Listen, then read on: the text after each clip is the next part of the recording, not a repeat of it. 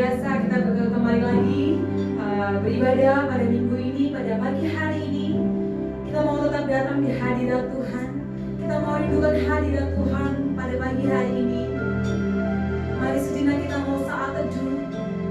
Kita bersyukur bahwasanya Tuhan baik dalam kehidupan kita. Apapun yang Tuhan sedang izinkan terjadi pada hari-hari akhir-akhir ini untuk kita lewati, percayalah bahwa Tuhan punya rencana yang indah bagi setiap kita. Haleluya Tuhan. Terima kasih Tuhan. Kami mau menikmati kasih. Kami mau menikmati hadirat-Mu. Kami mau menyembah Engkau Tuhan. Haleluya. Terima kasih Tuhan.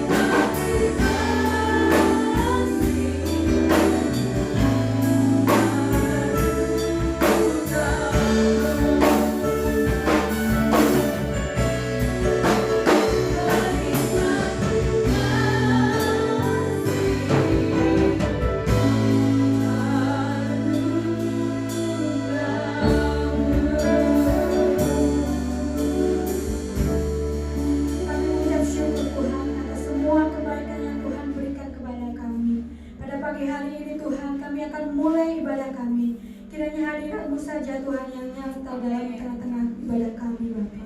Kami serahkan Tuhan seluruh doa kami ini. Biarlah kami Tuhan boleh layak di hadapan Engkau. Biarlah Engkau selalu mengurapi hidup kami ya Bapa. Terima kasih Tuhan Yesus, kami sambut ibadah ini hanya di dalam nama Tuhan Yesus. Haleluya. Amin. Amin. Puji Tuhan. Siap memuji Tuhan, saudara? Amin. Saya undang baik yang ada di dalam gedung maupun yang ada di rumah sama-sama berdiri. Kita mau bersorak-sorai yang baik ini ya. Allah Tuhan kita. Amin. Dalam surga bumi sujud Tuhan.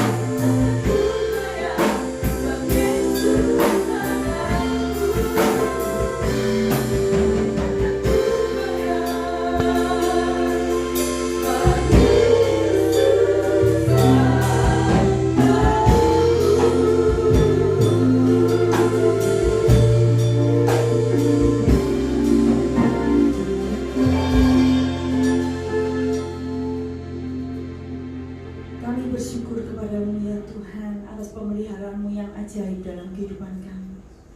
Kami mengucap syukur dalam segala situasi. Kami tetap meyakini bahwa Engkau-lah penolong kami. Terima kasih Tuhan, bila pada saat ini kami dapat bersama-sama beribadah kepada Tuhan. Terima kasih Tuhan, ketika pada saat ini kami masih boleh mendengar firman Tuhan untuk diberitakan. Biarlah Engkau berbicara secara pribadi kepada kami masing-masing. Kami semua yang ada di rumah, Tuhan Yesus, berbicaralah. Engkau melawat kami di tempat kami masing-masing.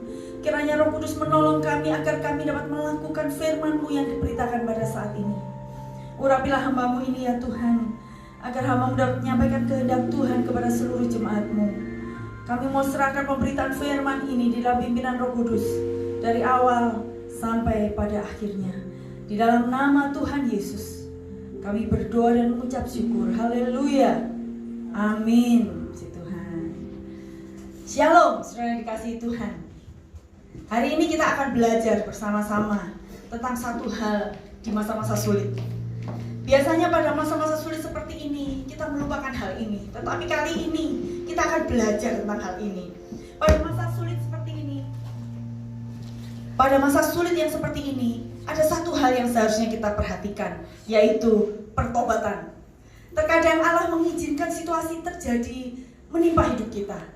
Dan situasi yang sulit itu juga menimpa masyarakat kita, agar kita dapat melihat ke dalam diri kita, apakah kita perlu melakukan pertobatan. Seperti yang dikatakan dalam firman Allah dalam 2 Tawari pasal 7 ayat 13-14. Bila mana aku menutup langit sehingga tidak ada hujan, dan bila mana aku menyuruh belalang memakan habis hasil bumi, dan bila mana aku menyuruh belalang memakan habis hasil bumi, dan bila mana aku melepaskan penyakit sampar di antara umatku, dan umatku yang atasnya namaku disebut merendahkan diri, berdoa dan mencari wajahku, lalu berbalik dari jalan-jalan yang jahat, maka aku akan mendengar dari surga dan mengampuni dosa mereka serta memulihkan negeri mereka.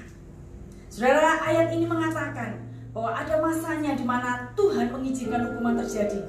Dan ketika itu terjadi, ketika masalah terjadi, ketika penyakit itu datang, ketika kekurangan itu datang, maka apa yang diinginkan oleh Allah? Umatnya akan merendahkan diri, berdoa, mencari wajah Allah, lalu berbalik dari jalan-jalannya yang jahat atau mengalami pertobatan di dalam doanya. Dan karena itulah kemudian Tuhan akan memulihkan negeri ini. Sebuah buku menuliskan sebuah prosentase angka pertobatan yang ada di Amerika.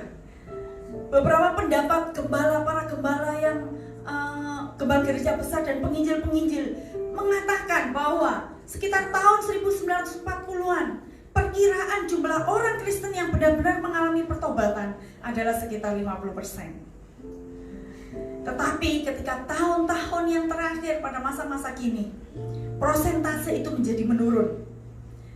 Orang-orang Kristen yang benar-benar mengalami pertobatan di dalam kehidupannya hanya sekitar 10-15%.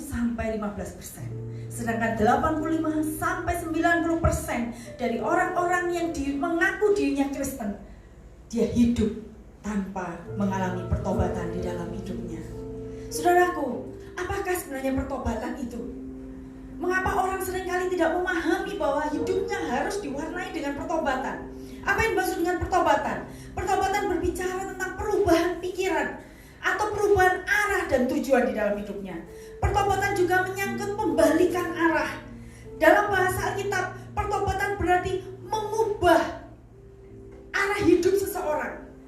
Artinya dia berbalik dari dosa-dosanya dan menuju ke arah Kristus. Jadi orang-orang yang mengalami pertobatan, dulunya dia menyembah kepada Allah-Allah lain, atau menyembah kepada dosanya, atau kesenangannya, atau hobinya, atau hal-hal yang membuat dia merasa menikmatinya. Tetapi ketika dia bertobat, dia meninggalkan itu dan berbalik arah kepada Allah yang benar, yaitu Yesus Kristus. Nah saudara, pertobatan juga berarti perubahan pikiran. Artinya mengubah pikiran dan kehendak hati kita yang dulunya memikirkan hal yang duniawi, dulunya yang memikirkan hal yang berdosa, dan menjadi memiliki pikiran Kristus yang selalu ingin melakukan kehendak Allah di dalam hidupnya. Pertobatan bukan hanya menyesal. Pertobatan tidak sama dengan menyesal, saudara. Karena semua orang mudah untuk menyesal, walaupun mereka tidak benar-benar bertobat. Ada satu kisah, seorang anak laki-laki yang menggemari gula-gula dan kue. Pada satu kali ibunya memanggang kue yang enak. Dan ibunya berkata kepada anak itu, "Nah, ibu tidak izinkan engkau makan kue ini sampai nanti setelah makan malam, barulah engkau boleh memakan kue ini." Tetapi anak itu karena dia menggemari kue-kue yang manis dan enak, makanya dia sangat ingin sekali menikmati kuenya. Ketika mulai petang, semakin sore, semakin ingin. Rasa laparnya dan keinginannya semakin bertambah, sehingga akhirnya anak ini mengambil keputusan diam-diam. Dia masuk ke dapur dan kemudian membuka toples kue. Pada waktu dia mengambil toples kue, membukanya, dia mengambil 2-3 buah dan dia ingin menutup cepat-cepat supaya ibunya tidak mengetahuinya. Tapi pada waktu dia menutup dengan tergesa-gesa, tutup toplesnya jatuh dan akhirnya pecah, saudara. Sang ibu yang mendengar sesuatu terjadi di dapur, dia segera ke dapur dan dia melihat bahwa anaknya sedang memegang toples kue yang tutupnya sedang pecah. Anak itu tiba-tiba kemudian menjadi ketakutan. Dia takut sekali dihukum dan kemudian dia memohon kepada ibunya dan berkata, "Ibu, maafkanlah saya. Janganlah pukul saya sangat menyesal." Dan ibunya ini dengan rasa simpatinya, tapi dengan tegas dia berkata, "Baiklah anakku, ibu tahu engkau menyesal. Tetapi bukan karena engkau tidak taat dan engkau mengambil kue itu, tetapi karena engkau terpergok." Saudara, pertobatan bukan hanya bicara mengenai menyesal. Apalagi kalau kita sudah tidak ada jalan keluar, kemudian kita menangis dan kita katakan, "Tuhan, aku menyesal." Bukan itu. Tapi pertobatan itu berarti pembalikan hidup. Pertobatan berarti perubahan arah kehidupan dari arah yang berdosa kepada arah yang Kristus. Pertobatan bukan hanya menyesal karena sudah tidak ada jalan keluar, tapi pertobatan sejati adalah pembalikan ke arah Kristus. Saudara, pertobatan sebenarnya mencakup pikiran, perasaan, dan kehendak kita yang kita tunjukkan di dalam perbuatan kita. Efesus 4 ayat 17 sampai 24 mengatakan, mari kita akan membaca bersama-sama. Efesus pasal 4 ayat 17 sampai dengan 25. Efesus pasal yang keempat ayat 17 sampai dengan 25. Mari membaca bersama-sama dengan saya. Efesus pasal 4 ayat 17 sampai dengan 25. Mulai ayat 17. "Sebab itu kukatakan dan kutegaskan ini kepadamu di dalam Tuhan. Jangan hidup lagi sama seperti orang-orang yang tidak mengenal Allah dengan pikirannya yang sia-sia dan pengertiannya yang gelap, jauh dari hidup persekutuan dengan Allah karena kebodohan yang ada di dalam mereka dan karena kedegilan hati mereka. Perasaan mereka telah tumpul sehingga mereka menyerahkan diri kepada hawa nafsu dan mengerjakan dengan serakah segala macam kecemaran. Tetapi kamu bukanlah demikian. Kamu telah belajar mengenal Kristus karena kamu telah mendengar tentang Dia dan menerima pengajaran di dalam Dia menurut kebenaran yang nyata dalam Yesus, yaitu bahwa kamu berhubung dengan kehidupan kamu yang dahulu harus menanggalkan manusia lama yang menemui kebinasaannya oleh nafsunya yang menyesatkan, supaya kamu dibaharui di dalam roh dan pikiranmu dan mengenakan manusia baru yang telah diciptakan menurut kehendak Allah di dalam kebenaran dan kekudusan yang sesungguhnya. Karena itu buanglah dusta dan berkatalah seorang kepada yang lain, karena kita adalah sesama anggota, dan seterusnya kalau saudara bisa membaca di rumah. Nah, saudara perhatikan di dalam ayat-ayat ini sedang berbicara tentang proses pertobatan. Pertobatan yang dulunya pikiran kita, perasaan kita, kehendak kita semata-mata mengikuti jalan dunia ini dan mengikuti kesenangan kita. Kita menjadikan keinginan daging kita, keinginan nafsu kita menjadi Allah di dalam hidup kita. Tetapi ketika kita bertobat, Kitab Efesus menggambarkannya sebagai mengenakan manusia baru dan menanggalkan yang lama. Berbalik arah dari manusia yang lama yang penuh dengan hal-hal yang tidak baik ke arah yang baik.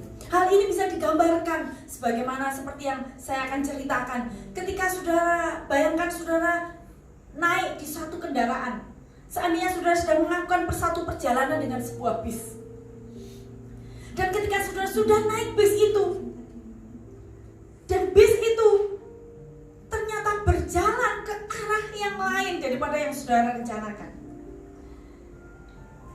Pada waktu saudara menyadari bahwa saudara ternyata naik bis yang salah arah, saat itulah saudara secara intelektual atau secara akal atau secara pikiran, saudara sedang menyadari kesalahan saudara. Demikian juga dengan pertobatan. Pertobatan itu mengandung unsur pikiran, akal, intelektual, yaitu kesadaran yang Tuhan taruh dalam diri kita. Biasanya ketika ada firman Allah diberitakan atau ketika saudara mendengar nasihat dari orang lain, saudara kemudian menyadari bahwa saudara telah melakukan hal yang salah. Dan ketika kita menyadari hal itu, kita sedang ada dalam prospek dalam satu aspek pertobatan, yaitu aspek pikiran.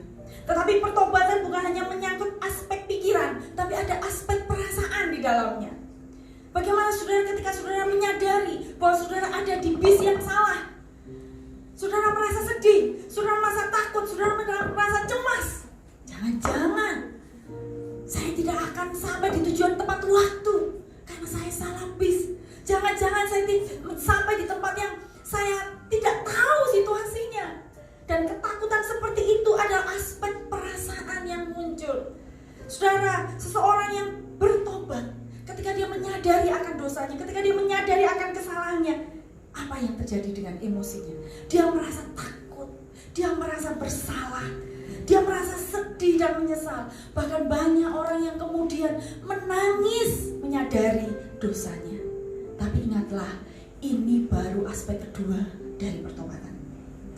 Ada aspek yang lain, yaitu aspek kehendak yang dilakukan. Saudara, ketika seseorang menyadari bahwa dia masuk di bis yang salah arah, kemudian dia mengambil keputusan, aku harus turun dari bis ini, berhenti, turun dari bis ini dan kemudian pindah ke bis yang lain yang membawa saya ke arah yang benar. Itu adalah aspek kemauan atau kehendak dalam kehidupan kita untuk mengambil langkah perubahan dalam hidup kita.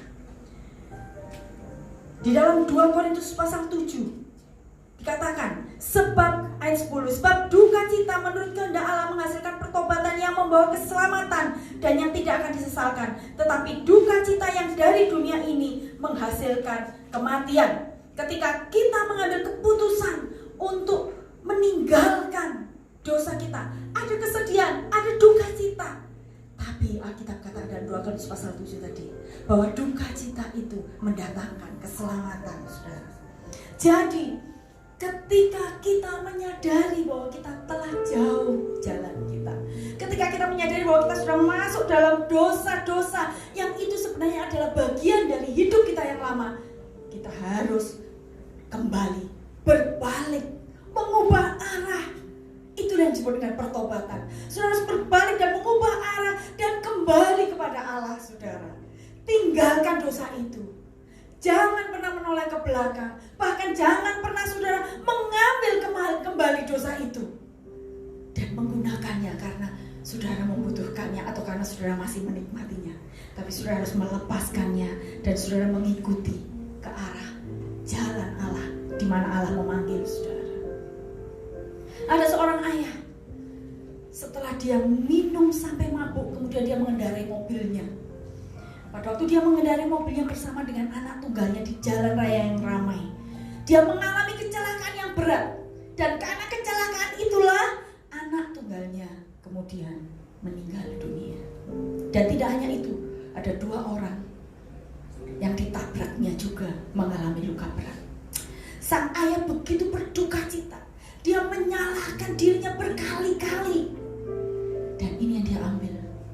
dia kemudian mengambil keputusan untuk melupakan peristiwa itu dengan kembali kepada minum-minuman keras.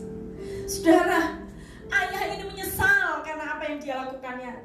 Dia berduka cita, dia merasa bersalah, tetapi rasa bersalahnya justru membawa dia kembali kepada dosa-dosa yang lama, kembali kepada perbuatan mabuk-mabukan yang menyebabkan anaknya meninggal, yang menyebabkan hal yang dia sesali itu terjadi.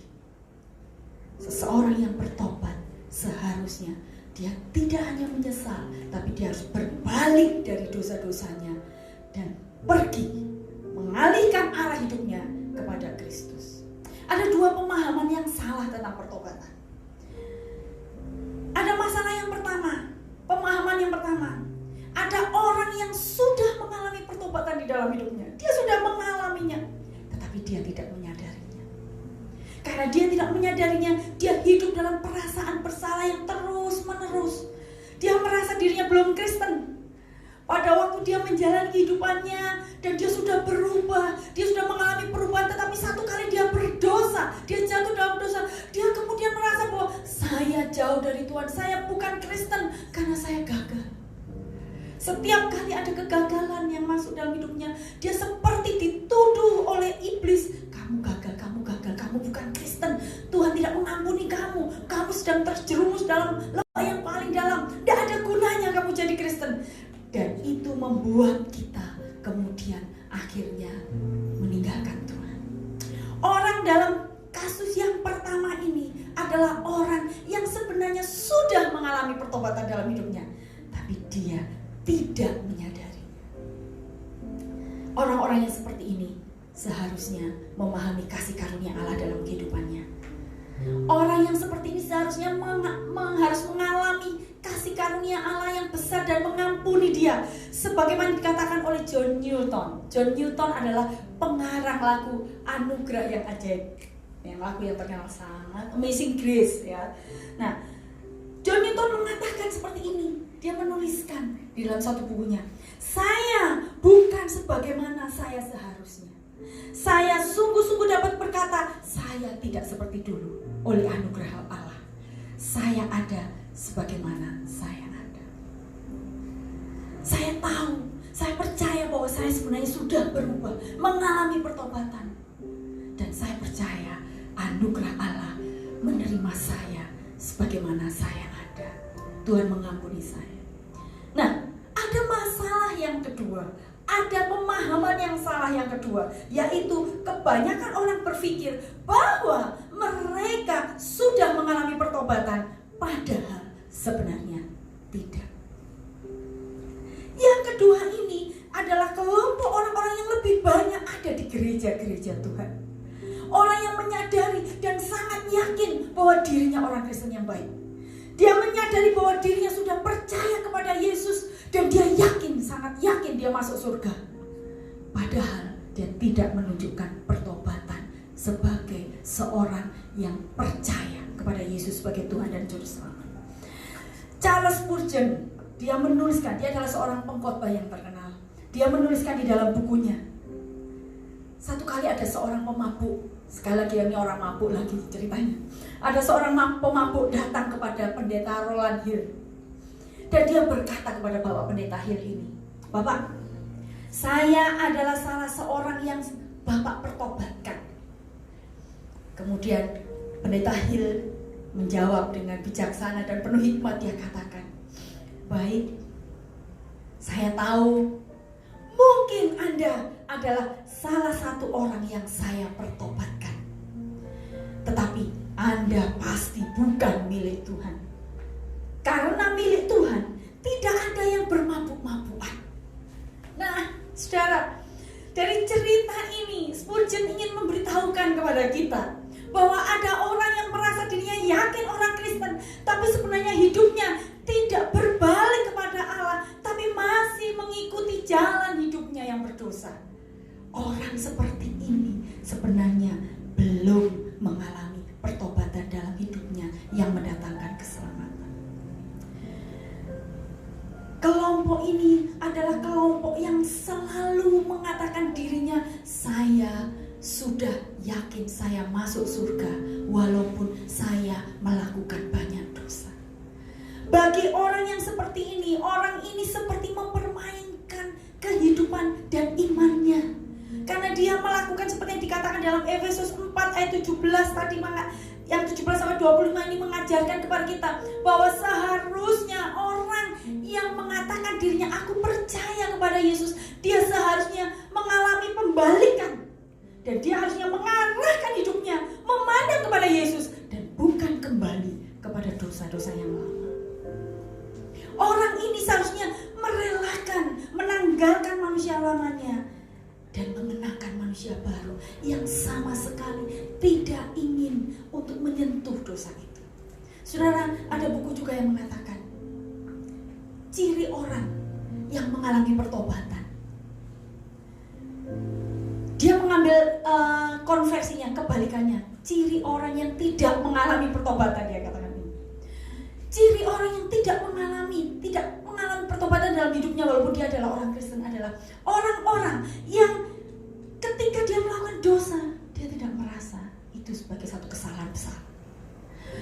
Ketika dia melakukan kesalahan, dia tidak merasa bahwa hidupnya jauh daripada Tuhan. Justru dia menganggap bahwa Tuhan sangat mengampuni dia, sehingga Tuhan Maha Pemurah dan Tuhan akan bersedia menerima dia walaupun dia melakukan dosa itu berkali-kali.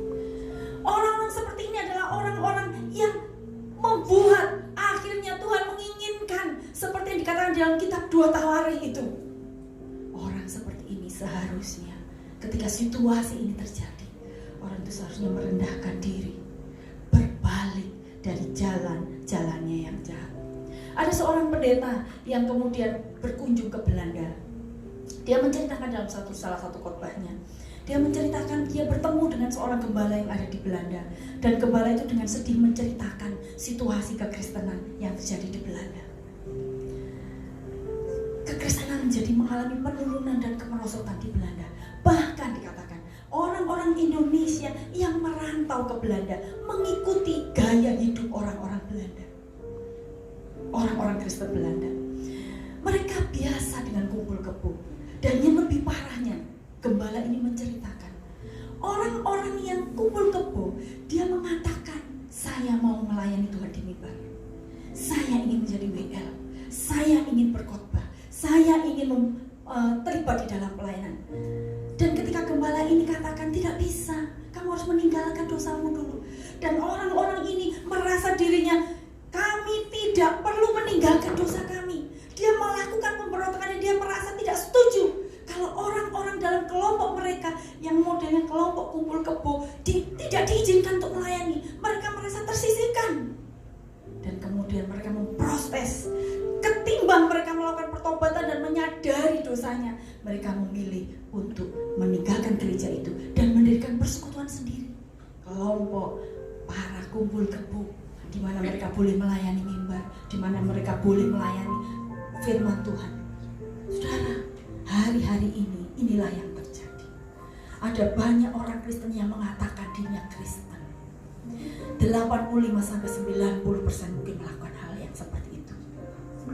Yang kemudian menganggap bahwa dosa bukan hal yang penting dalam hidupnya, bukan hal yang berbahaya, sehingga akhirnya mereka lebih ingin untuk melayani Tuhan walaupun dalam kondisi yang berdosa, ketimbang mereka meninggalkan dosa mereka, menyesal dan berbalik ke arah Kristus. Kembali kita membaca dalam 2 Tawarikh tadi. Saya akan membacakannya kembali sebagai ayat yang menutup ayat hari ini. 2 Tawarikh 7 ayat 13 sampai 14. Bila mana aku menutup langit sehingga tidak ada hujan, dan bila mana aku menyuruh belalang memakan habis hasil bumi, dan bila mana aku melepaskan penyakit sampah di antara umatku, dan umatku yang atasnya namaku disebut merendahkan diri, berdoa dan mencari wajahku, lalu berbalik dari jalan-jalannya yang jahat, maka aku akan mendengar dari surga dan mengampuni dosa mereka serta memulihkan negeri mereka. Mari kita akan tunduk kepala, kita berdoa. Kita rindu Tuhan memulihkan negeri kita. Tapi marilah kita memulai dari diri kita. Adakah hal-hal yang kita lihat dalam kehidupan kita yang sebenarnya belum menunjukkan Adakah di dalam kehidupan kita sebenarnya kita masih tidak berbaring Allah, tetapi kita masih berjalan ke arah dosa-dosa kita, dan kita segan untuk meninggalkan dosa-dosa kita. Marilah pada pagi hari ini kita diam sejenak, kita mengakui dosa-dosa kita. Saya percaya bahwa Roh Kudus saat ini berbicara dimanapun saudara berada. Roh Kudus sedang mengingatkan saudara bahwa saudara harus berbalik dari kejahatan saudara, dari kesalahan saudara, dari dosa yang saudara pegang pada saat ini. Dan Tuhan meminta saudara dengan kasih-Nya untuk saudara menyambut tangan kasih-Nya, berbalik kepada Dia, dan jangan pernah lagi menoleh ke belakang, menoleh kembali ke arah dosa saudara. Bahkan jangan pernah lagi saudara mengambil dosa itu. Haleluya. Kiranya Roh Kudus berbicara dalam hidup saudara pada siang ini, pagi ini. Kiranya Roh Kudus akan bersama-sama dengan seluruh umat Kristiani yang lain di seluruh dunia merendahkan diri, bertobat dan berbalik dari segala dosa-dosa yang kita lakukan, sehingga Tuhan akan memulihkan negeri kita, melepaskan kita dari pandemi saat ini, dari segala penyakit yang terjadi di dunia ini. Bukan dengan barang fana, mari kita nyanyikan pujian ini dan kita kembali datang. Kita mengingat pengorbanan manusia lama kita dan berbalik ke arah Kristus yang mengasihi dan mengampuni kita. Haleluya. Bukan dengan barang fana Kau membayar dosaku, dengan darah yang mahal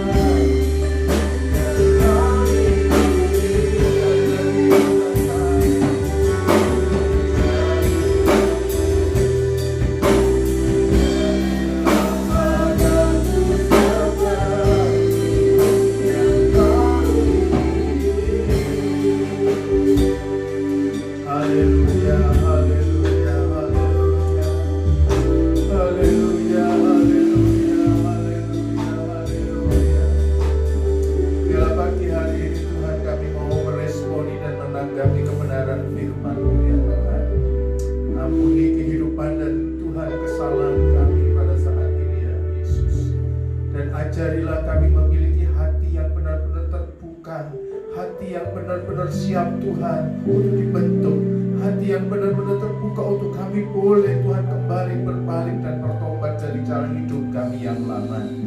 Mari Tuhan pagi hari ini Kau berbicara secara khusus kepada setiap kami pada saat ini. Tuhan, mari Allah Roh Kudus kiranya Engkau melawat menjamah kami. Engkau tidak dapat dibatasi oleh ruangan, Engkau tidak dapat dibatasi oleh tempat, dan Engkau tidak dapat dibatasi oleh waktu. Kuat kuasa-Mu menjamah kami, Roh-Mu menjamah kami pada saat ini. Dimanapun kami Tuhan beribadah, dimanapun kami melihat dan menyaksikan Tuhan ibadah ini, kiranya Roh-Mu pada saat ini yang menjamah setiap kami. Kiranya Engkau memberikan kami hati benar-benar yang mau untuk bertobat, hati yang mau berubah, dan kami mengizinkan kuasa Allah akan turun dan bekerja di dalam kehidupan kami. Kiranya Kau memberkati hamba-Mu dan memberkati kami semuanya yang sudah mendengarkannya kebenaran firman-Mu pada saat ini. Dan kiranya Tuhan bekerja. Mari Tuhan, kiranya Engkau yang akan meneguhkannya. Dan di dalam nama Tuhan Yesus kami mengucap syukur. Haleluya, haleluya, amin. Puji Tuhan. Dan pagi hari ini mari kita akan menutup ibadah ini. Dan saya yakin saudara-saudara akan diberkati di dalam ibadah yang kita telah lakukan. Mari pada saat ini saya undang untuk kita bangkit berdiri dan kita akan menyanyikan kiranya.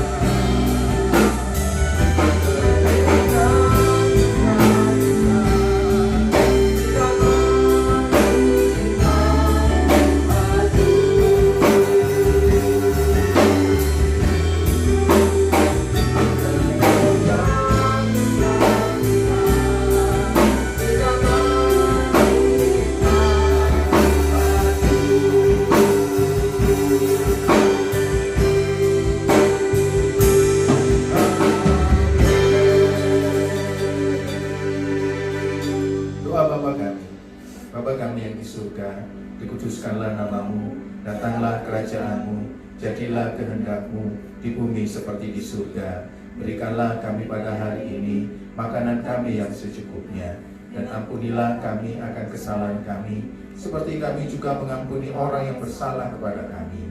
Dan janganlah membawa kami ke dalam pencobaan, tapi lepaskanlah kami daripada yang jahat. Karena Engkau-lah yang mempunyai kerajaan dan kuasa dan kemuliaan sampai selama-lamanya. Amin.